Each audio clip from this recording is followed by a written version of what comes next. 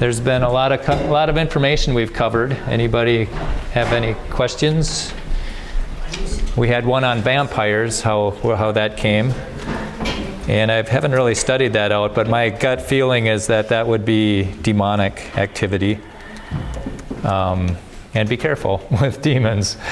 Don't mess around with ungodly things. Okay, the fossil record proves evolution. When I was at St. Cloud State one time, a guy said, what's your best evidence for evolution? And feel free to ask that a lot, because it'll stop a conversation for about 10 seconds. And their eyes will go to the ceiling, and it's like, why do I believe this guy's theory? And typically they'll say fossils or geologic column or whatever. And one time the guy said fossils, and I said, what transitional fossils? And he said the human fossils. Well, we've seen how those are frauds. And then he said the whale fossil, and those are frauds too. It takes a lot of imagination. It's not proof.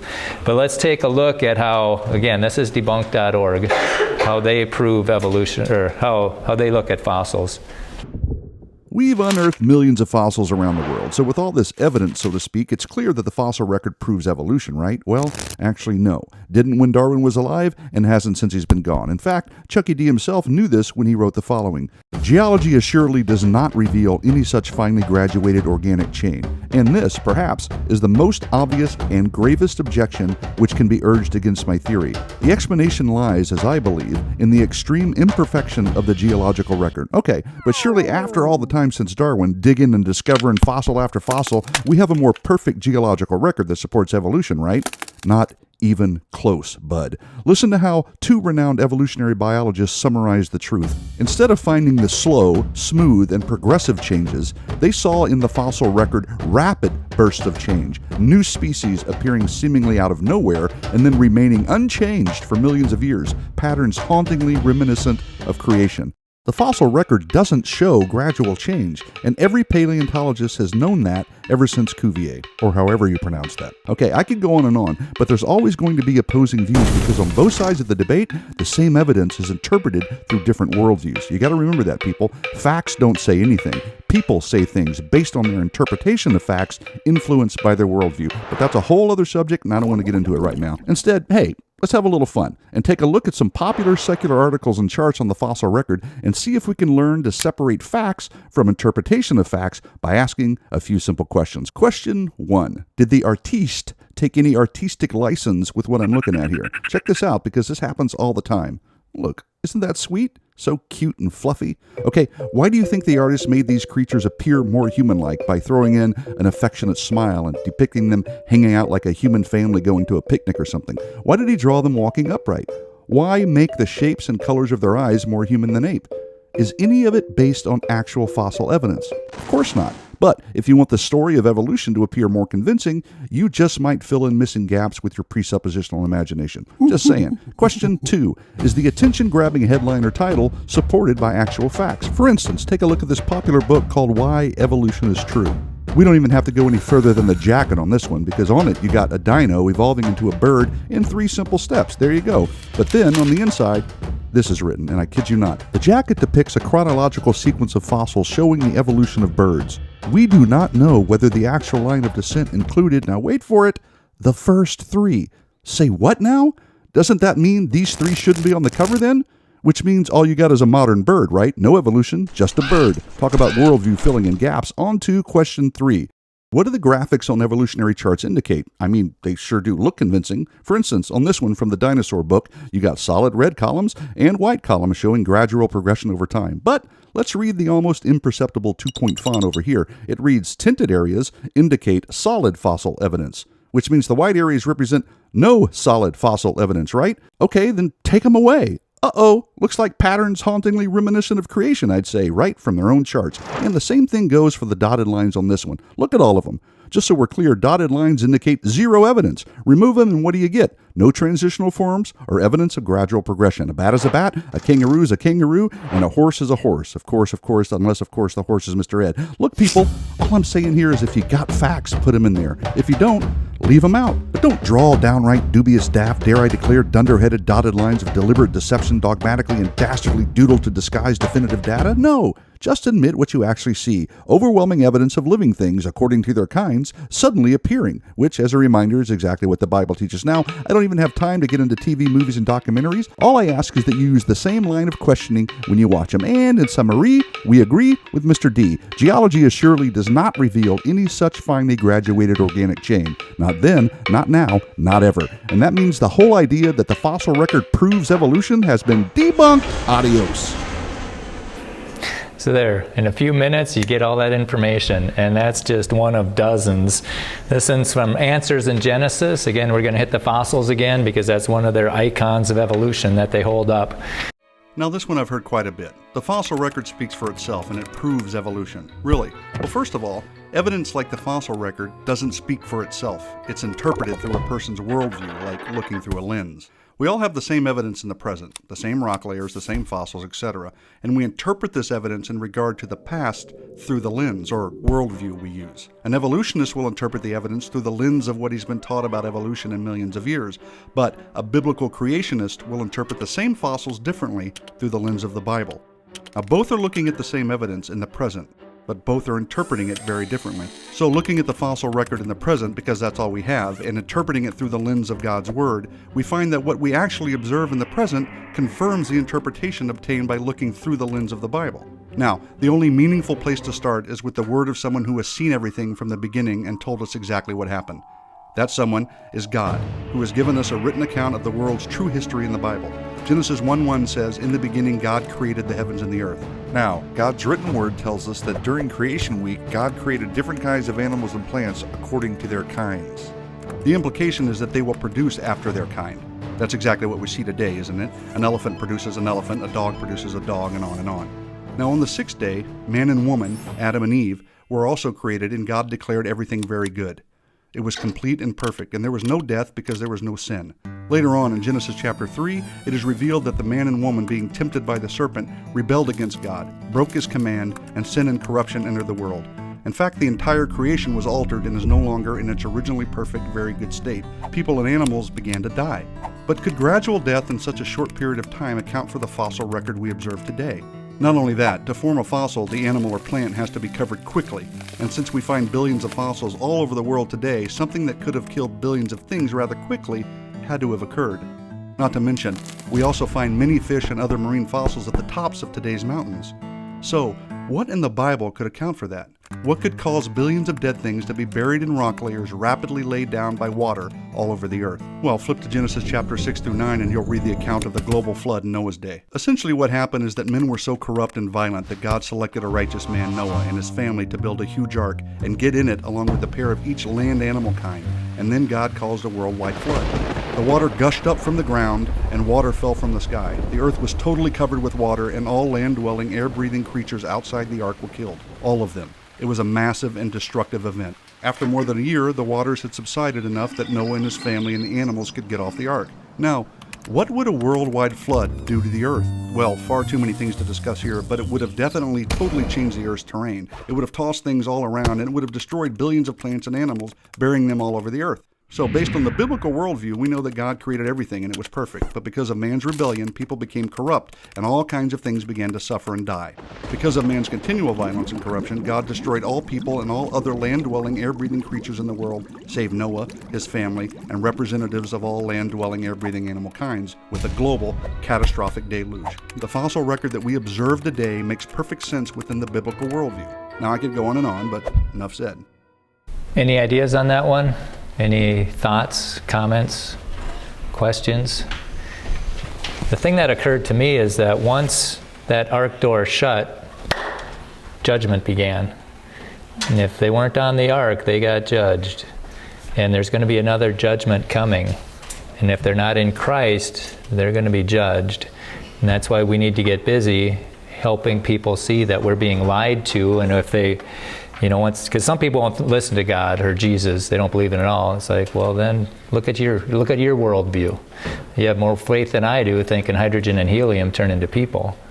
But that's what we need to do. We need to get out there and help people see and create. The creation's a good way for them to think about God, which is a good way. The next step is Jesus, And so I think that it's just everywhere. In the DNA, everything God made is so incredibly complex. You can go into this one, CMI videos, and then it says creation facts. This is on YouTube. And these are all just a minute long. Just incredible. Many people think DNA is like a recipe or an ordered set of instructions. This is far too simplistic because genomes operate in multiple dimensions. The first dimension is the sequence of DNA letters. Unlike a book, these DNA letters can be read in different ways. For example, each part of a gene can be used in constructing multiple different proteins, a process controlled by other parts of the genome, the second dimension. Then we must consider the arrangement of the DNA in the nucleus, where genes are not randomly distributed, but clustered together according to the need. The third dimension. Even more impressively, the chromosomes in the nucleus vary in shape according to the cell's changing needs over time. The fourth dimension. How could genomes operating in multiple dimensions have evolved? A rare beneficial mutation that might enhance things in one dimension would likely cause problems at other levels. Genomes look more and more like the handiwork of a supremely intelligent programmer. To find out more from Creation Ministries International, visit our website, creation.com. Yeah, and they're messing with our DNA. So be watchful of that. I think that they have no idea how complex they are. You change one thing, it could change a message going forwards, backwards, over time. But our DNA, yeah, we'll skip that now. But this talks about the repair system. And what evolved first, the DNA or the DNA repair system? And this is from Long Story Short, that's on there. The simplest DNA repair mechanism of many is intimidatingly called base excision repair. Fixes a single damaged letter of DNA, and it's needed in every known form of life. If you had a damaged strand of DNA, first, one machine or protein enzyme scans down it and recognizes the single damaged letter. It would detach it from the DNA backbone, extracting it like an old, dirty tooth, leaving the functioning letters alone. Next, another machine detects the empty spot and breaks a single strand of the DNA backbone. A third machine then snips the DNA backbone again, removing the segment of backbone that's empty. These two enzymes have the ability to break the DNA backbone at will. Lucky ducky you, they only do this when needed, and at a specific site of damage. How could enzymes like this just pop up at the start of life without first destroying all of the DNA in sight? A question for the ages. A fourth machine then inserts the replacement part, an intact matching letter of DNA, complete with a new backbone segment. Finally, a fifth machine welds the replacement part to the backbone on both sides, completing the restoration. This is all oversimplified baby talk, of course. The actual mechanics of these things is far beyond what we can convey here. But all this madness is happening every day in every single one of these tiny little danger hot dogs, also known as bacteria. If your reaction to all of this isn't, "What?" then you're just not paying attention. This is literal submicroscopic surgery with the added monkey wrench of the cell does not stop operating while it's being repaired. Imagine trying to repair a Jeep while it's still running. And remember, base excision repair is just one of the many DNA repair pathways, and not even the most complicated one.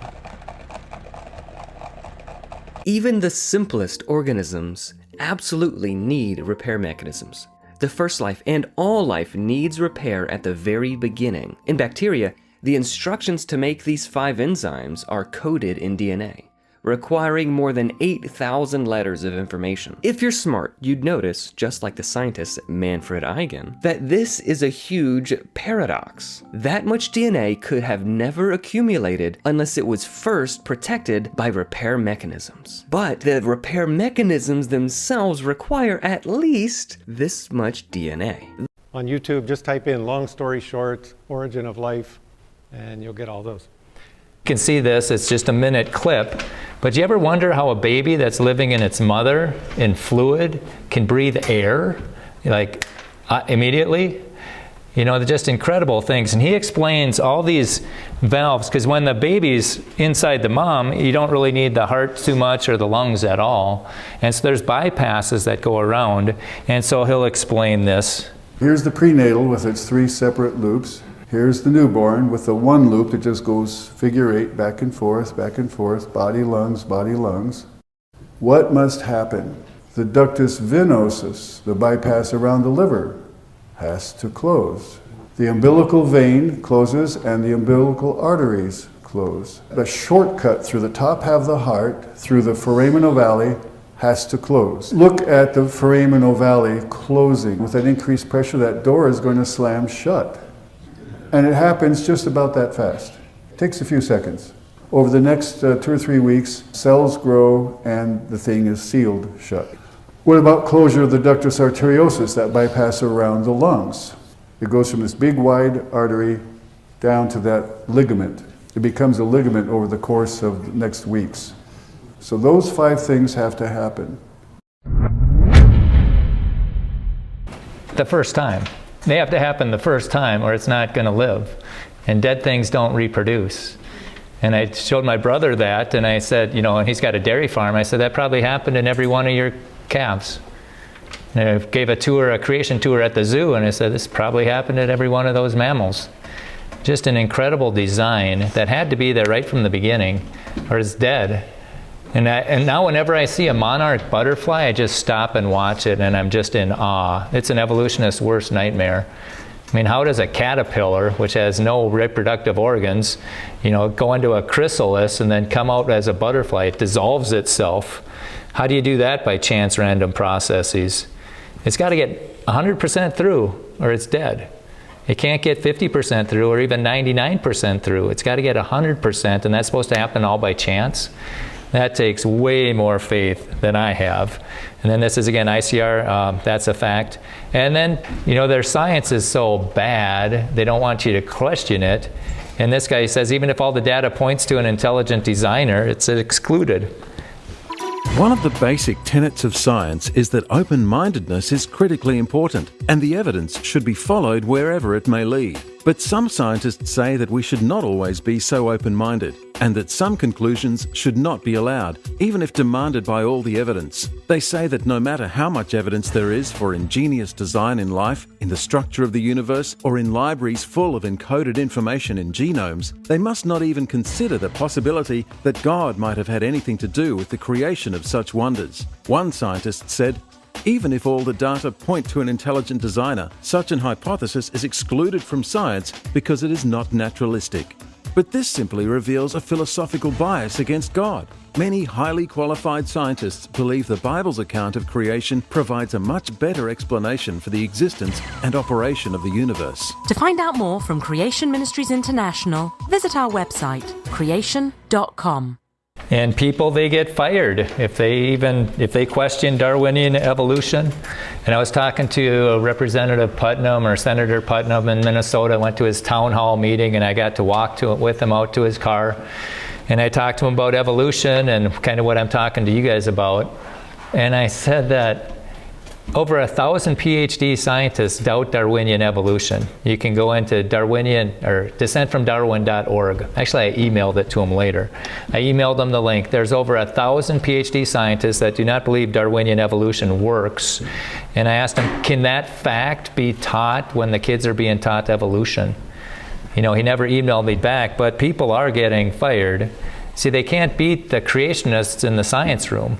They have to fire them and silence them or fight them in the courtroom, but it's not science. And this is expelled, and it's on YouTube if you want to watch it. Moving through history in an unguided and undesigned way, the theory of evolution. Excuse me? Yes, Ben. How did life begin in the first place? Mr. Stein, you have the same question every time. Well, you never answer it, sir. It develops, we've been through this so many times, you have me Could there have been an intelligent designer?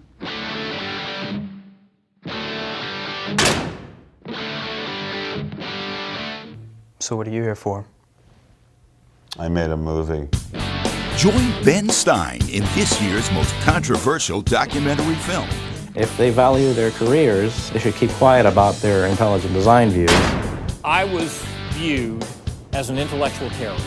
I have never been treated like this in my 30 years in academia. I lost my job. It's a funny thing that questions that aren't properly answered don't go away. How did we get from an inorganic world to the world of the cell? It might have started off on the backs of crystals. So you have no idea how it started? Nor has anybody. Nor has anyone else. So intelligent designers believe that God is the designer. God is about as unlikely as fairies, angels, hobgoblins, etc. Science makes no use of the hypothesis of God. I mean, it's essentially official policy of the National Academy of Science that religion and science will not be related. There are people out there who want to keep science in a little box where it can't possibly touch a higher power, cannot possibly touch God. Must be some movie.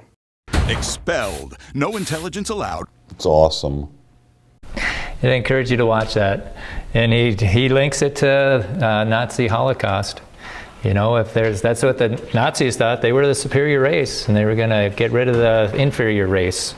And Darwin promoted that, and that's what the scientists taught until like the 1960s. So don't believe the scientists just because they're scientists. They can have bad perspectives.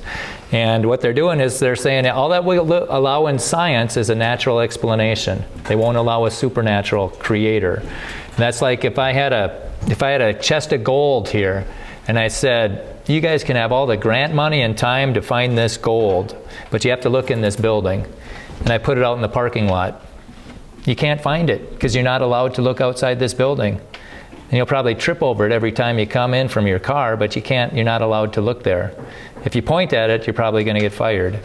That's the game that's going on right now. So we need to help people wake up to this game. Christianity is a blind faith, but belief in evolution relies solely on science. Hey, that's right. Living things can't come from non-living things. Huh? Well, like the professor said, right? So evolutionists have to believe that non-living matter became alive at some point in time down the line.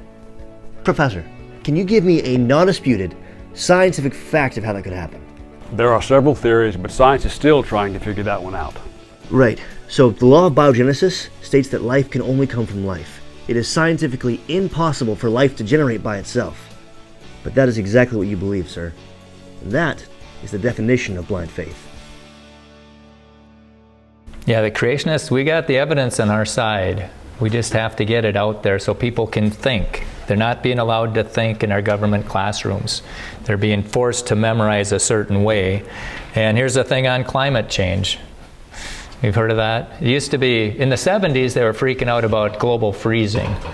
And then it turned into it didn't happen, and then it started warming. Then they freaked out over global warming. And then there was a pause, and the CO2 kept going up, but the temperature didn't. And if you can't explain the pause, you can't explain the cause. And there was this thing called Al Gore effect. Whenever they'd have a meeting to talk about the climate change or global warming, it would snow on them. It didn't matter where they were, even in Washington, D.C. And this is climate change because, again, we need all the information to make an informed decision, and we're not getting it from our schools, our government, and even our media. Climate change heats up the headlines, but is the Earth really getting warmer? Well, sort of. A warming trend existed for much of the 20th century, likely the last 30 to 50 years. But this warming trend leveled off in 1998. Some scientists and many activists claim that humans produce carbon dioxide, which causes global warming.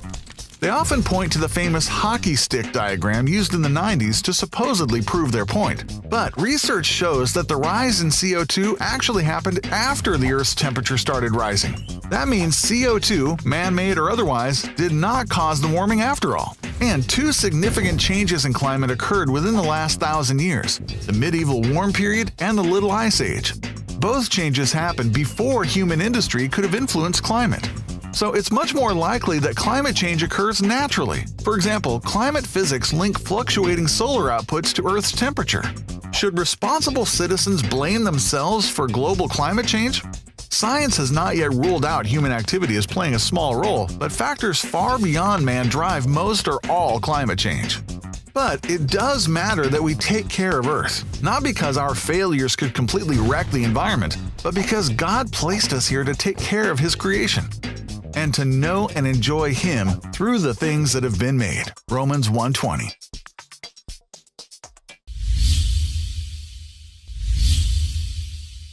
Yeah, and what they don't tell people is that carbon dioxide is plant food, right? Carbon dioxide is plant food. If we had more carbon dioxide, we'd have more food and less droughts, because the plant wouldn't have to keep its pores open to get all the carbon dioxide it needs. They would get it faster, then it would close.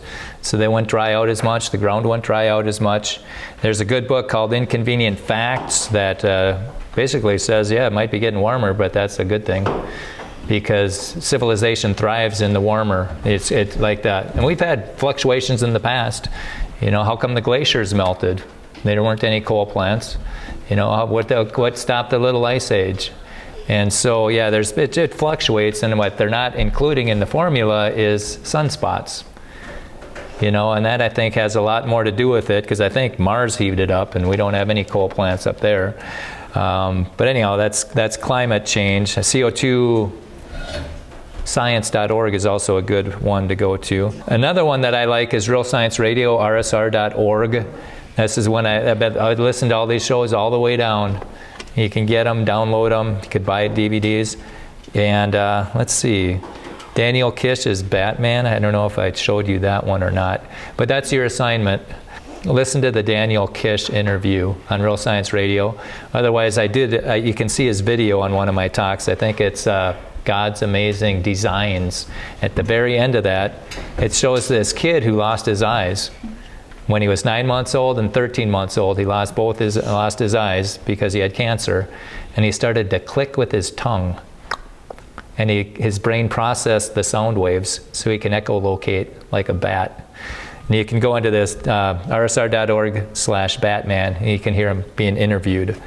That's another topic. So what do? I would suggest, you know, they're going to say, hey, what do you want for Christmas? Say, hey, I'd like the Creation magazine. It's really, really good. And it's short articles. It's not for the scientists. It's not the academic journals. But you get high quality pictures. There's something in there for games. Or even ICR.org, sign up for Acts and Facts. So then that's free. So then you can keep getting more and more of this information, because that battle's raging and it's not slowing down.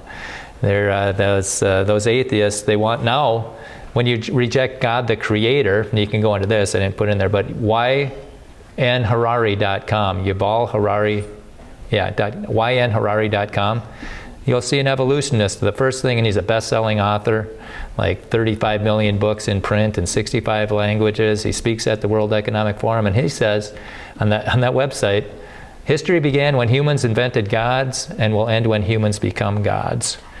So when you reject God the Creator, now there's people who think they're going to become gods. And he says, yeah, we're getting the divine power of creation and destruction. And that's what motivates me. It's like, no, I don't want them messing with me. And then suggest creation vacations. If you're going to take a vacation somewhere, this one's down in Texas. This is where there was a dinosaur footprint and a human footprint in the same layer. And I interviewed Dr. Carl Baugh. That's on my podcast, part of my YouTube channel. What's my YouTube channel called? Solidify Your Faith. Yeah, so you can hear him being interviewed. He couldn't sleep for 4 nights because he believed in millions of years. He was an old earther, and then he saw a human footprint with a dinosaur footprint. And to his credit, he was intellectually honest and became a young earth creationist. And you can hear the 5 minutes that he let me interview him. But I wanted to get that on tape. And you can listen to that on Real Science Radio also. But there's certain organizations that say don't talk about it. And it's like, hey, I'm just giving you the information, study it out. Don't believe it because I said so, but check out what I'm saying and come to your own conclusion. And you need all the information to come to those conclusions. So listen to the person that found the dinosaur footprints, and then listen to people who say to disregard it. And typically the people who say disregard it haven't been to that site. So, and this is a dinosaur standing on a footprint. Dallas has a good one. The Ark in Kentucky, they've got a creation museum. Has anybody been to the Ark? Anybody? Was it thumbs up or thumbs down? Oh yeah, you could spend a whole day there. Creation Museum, I've spent 2 to 4 days there. You know, it's incredible. How about, anybody know where Broken Bow is? Oh yeah. Anybody ever been to this? This is the Boneyard Creation Museum. They've got new management. You should go. It is phenomenal. Just phenomenal what they have in there. It's not the biggest, but the quality is there. You guys, do a field trip someday. Yeah, they got that in Texas too, but this is right in your backyard. That's Brian Young, incredible guy. He lives down in Hastings, I believe. Yeah, he's doing great work. His thing is Creation Instruction Association. And so yeah, I encourage you to check out that museum. He's done incredible things. I saw pictures last winter about what he got a hold of. And then I went, and I wasn't really excited to go, but when I spoke in Hastings, I said, let's take Monday and go to it. And it's like, okay. And I went there, and my jaw dropped walking through, reading the signage. It was so good. And then they have this audio tour where you can go through and listen to them, explain each exhibit. And it's really neat how we put it all together, different exhibits. And then I would suggest, after the audio tour, go back and check it out again. Just phenomenal. I probably took 200 pictures there. Then again, what's my website? There you go. And again, why does this matter? Well, if people don't believe in God the Creator, what chance do they have putting in their faith in God's Son, Jesus? Pretty much zero. Where do they end up then? They end up in hell. And that's, I was at St. Cloud State, and we're talking. He says, well, why do you do this? And I said, well, if you saw a blind person walking towards a cliff, would you warn them? He said, yeah, absolutely. And I said, well, that's what I see. I see blind students and faculty and workers walking towards a cliff. And if they go off, they're going to end up in hell for eternity. And they can go to hell if they want, but they're going to have to reject the message. They're going to have to consciously reject Jesus Christ. And they'll have nobody to blame but themselves if they end up in hell. And so, what can we do? Ideally, I'd love for you guys to just get on fire for Jesus. Get on fire to, this is what you want to do. What matters in 100 years? Are you in heaven, and who's there with you? And that's a lot of what we spend our time on. And the older I get, the less days I have. And I'm so excited when a young person, like on that mission trip to Asheville, North Carolina, there was late teen, early 20s young people with a passion for the Lord. And I'm thinking, man, what could God do with them in a lifetime? I've wasted half my life. I'm trying to make the second half a lot more productive than the first half. Okay, so what can you do? Well, I would say learn something every day. Watch one of those videos every day. It could be a minute, it could be 5 minutes. And even ask your parents, hey, can this be part of our devotion? Before we go to bed, can we just watch this and talk about it? You do that for a year, you're going to be real valuable to God. And then what else can you do? You can be a sail instead of an anchor. And what do I mean by that? Well, you're part of a family. That family, you're all in the same boat. And God's got something for you to do. And you're helping your parents do it like a sail, or you're holding them back from doing it because they have to deal with your attitude or issues like an anchor. And so be a sail. And if you want to be a motorboat, say, hey, Mom and Dad, hey, Mom, how can I help you? Dad, what can I do for you? And see how God blesses you. And that's the same thing with this school. You're all in the same boat. Honor the teachers. Make learning fun, or not fun, but make it easy for them. When they give an instruction, yes, Mom, yes, Dad, yes, teacher. And those are good seeds to plant and see how God blesses you. When I was working full time, I had this thing and I realized, it took me a while to figure this out. The boss isn't always right, but he's always the boss. And then the thing that really helped me was, my job is to make my boss look good. What your job is? Make your parents look good. Make your teacher look good. Be honoring to those in authority. And then so on my dash I had, whatsoever you do, do it heartily as to the Lord and not unto men. Colossians 3:23. And so it's like, I'm not just working for my boss, I'm working for Jesus. And I'm going to do this heartily, and I'm going to make my boss good. So those are some things that I think might be helpful. Oh, and then in Asheville, we had the block party. And I was there, we had this thing called Lash the Cross. So like if we took those two and crossed them, I could lash them together. And you won't be able to pull them apart. I had twine. And some students or some kids came by who were the first ones? Sawyer and Caleb. And they came by, and it's like, this is what you want to do it, or you want me to watch me do it? No, we want to do it. Okay, do you want to cut the piece, or do you want me to do it? Oh, I want to cut it. And so he's cutting away, and I'm just saying, okay, now just let the saw do the work. Just a bunch of repetition gets it through. that's like if you do something every day, a bunch of repetition is going to make you sharper. And then we had to cut the twine, and I, cut it with my knife, and I close it and stuff. And I said, now where's my knife? And it's right where it's supposed to be. I don't have to look for it. And I really have to work on that. It's like, do you like looking stuff? You like losing stuff? No. Do you like looking for stuff that's lost? No. Well, if you put it back where it's supposed to be, then you don't have to look for it. You don't have to lose it. So take the time to put it back where it belongs, and then you don't have to spend time looking for it. Like on my brother's dairy farm, this thing was a place for everything and everything in its place. So it made him efficient. So those are some ideas. I hope that it helps you. Here's some good websites. Does anybody have any questions? We've covered a lot of stuff. You guys have been really good, especially the young ones. Good self-control. Good for you. Excellent. Excellent. There's... on the cheat sheet? The thing that might not be there is TCCSA. It is. Oh, it's on there? Okay, good. Yeah, that should be. They should all be on there. And if you guys listen to a video every day, next year you're going to be so far ahead. And just think if you did that for 5 years or 10 years. And in 20 years, they might be flying you around the country to hear what you have to say. Just those, who knows what God's going to do for you, because that's what he did for me. 20 years ago, I'd never even seen creation. And then I just kept learning more and more and more. And who knows what God can do with a willing servant. So I encourage you to be willing. And Satan's going to try and make you fall. There's going to be a lot of distractions. It's like being at the fair. Step right up. They're trying to distract you. Just keep your eyes on Jesus. And it's a lot easier to stay on the path than to get out of the ditch. That's what we do at the college. We work really hard at the beginning of the semester to keep people, help them make good friends, good habits, so they stay on the path. Because if they get off the path, it's so much harder. And you guys are young. You guys have a lot of life ahead of you. Don't make some stupid decision that messes up your life. The main thing is to just follow the Bible. That's where the joy is. I was at this, what was it? Dynamic communicators thing. And it was for adults, but I talked to him when my son was there, and he was in junior high. And I asked the leader, I said, what advice do you have for a 13-year-old or whatever? And he goes, well, where is he? And he says, he's over there, and there's probably 100 people. And he steps back, and he looks down, and he says, don't believe the lie that Hollywood says makes you happy. He says he followed that lie, and all he found was darkness. He said he was suicidal, and it's just don't follow that lie.